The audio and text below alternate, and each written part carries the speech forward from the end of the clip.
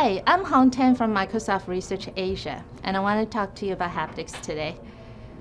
We've all had the following experience. It's cold outside, so put on my gloves, go outside the house, take out my car keys, and I want to open the car door with my remote. I cannot feel the buttons on my key because I'm wearing a glove, so I look down, take a glance at the buttons, press on it, the door opens.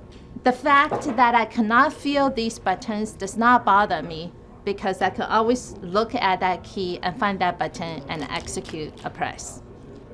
Now, what if I tell you this is exactly how we have been interacting with our computers? We touch that screen with a numb hand, but we cannot feel anything other than a piece of cold glass. We're developing technologies that's going to enable you to not only touch, but feel that computer screen. What we have done is we want to create a sensation when you type that's much more similar to a key click, not just an abstract sound, not just an abstract vibration.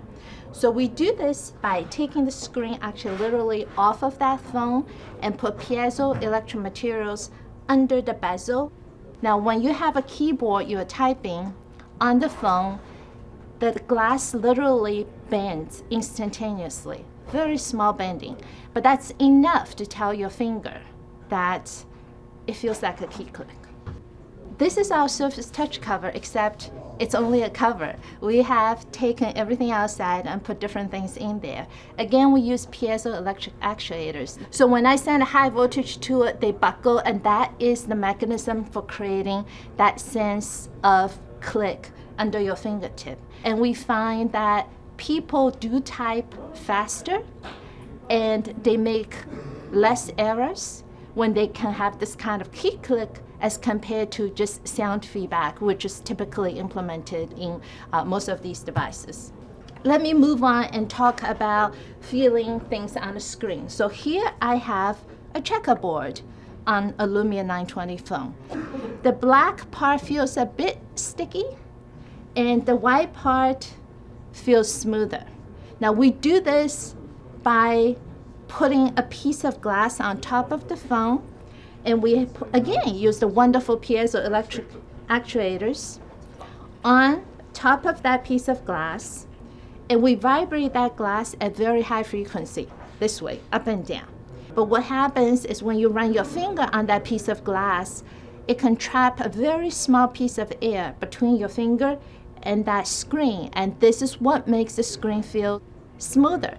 The last demo is very similar. We change surface friction so you can feel different regions as different textures, but we do this with a different mechanism. We call this electrostatic haptics. The fingertip is filled with fluid here, so when there's charges here, it attracts the opposite charges towards them. So that creates a force that pulls the finger down. Now when you move your finger back and forth, I can fool people into thinking that something's happening on that piece of glass. I hope that we've given you a glimpse into the future of human-computer interaction where we can not only reach out and touch, but feel what's on that computer screen. Thank you.